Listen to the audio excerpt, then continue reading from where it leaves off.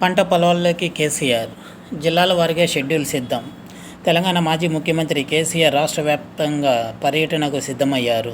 BRS ఓటమి, అనారోగ్యం కారణంగా కొంతకాలంగా విరామంలో ఉంటున్న ఆయన లోక్సభ ఎన్నికల నేపథ్యంలో మరోసారి యాక్టివ్ కానున్నారు.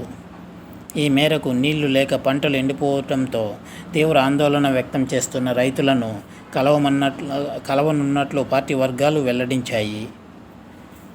రైతాంగానికి ధైర్యాన్ని నింపేందుకు రాష్ట్రంలోని కరువు ప్రాంతాలలో నీళ్లు లేక ఎండిపోతున్న పంట పొలాలను క్షేత్రస్థాయిలో పరిశీలించనున్నారు. ఆదివారం నుంచి కరువుతో అల్లాడుతున్న రైతాంగానికి ధైర్యాన్ని నింపేందుకు ఈ పర్యటన చేపడుతున్నట్లు బీఆర్ఎస్ పార్టీ తెలిపింది.